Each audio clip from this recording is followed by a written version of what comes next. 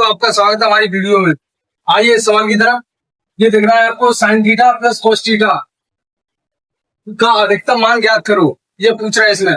तो इसका एक सूत्र होता है, फॉर्मूला मान लो। ये साइन थीटा के जो भी गुणांक है उसको मान लो ए। जैसे इसका मान लिया हमने ए साइन थीटा, और जो कोस थीटा का गुणांक होगा उसको मान लो बी, बी साइन। अभी हो गया। अब ए साइन थीटा, ए हो गया साइन का गुणांक और पी हो गया कॉस का गुणांक।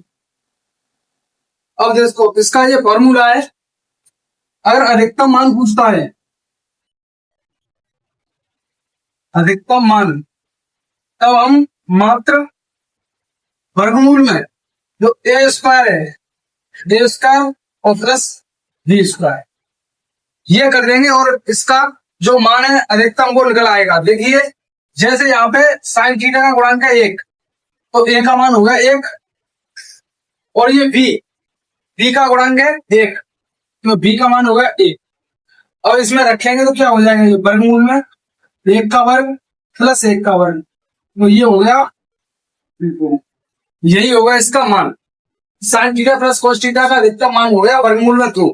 अब ऐसे इसका sine theta plus cos theta का मान पूछे न्यूनतम, जैसे ये लिख दिया हमने sine theta plus cos theta का न्यूनतम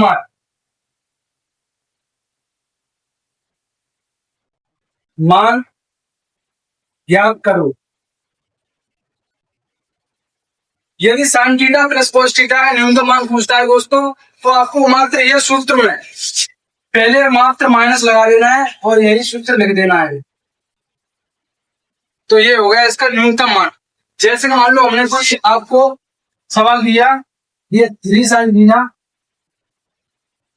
plus 4 cos theta, 3 sine theta plus 4 cos theta का न्यूनतम मान पूछ रहा है।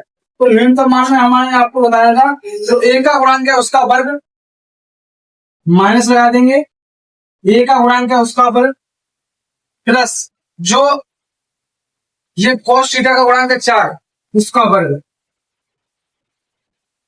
ये हो गया माइनस वर्गमूल में 3 का वर्ग 9 प्लस 4 का वर्ग 16, तो ये हो गया माइनस वर्गमूल में 25 बाहर निकालेंगे तो ये मान हो जाएगा -5।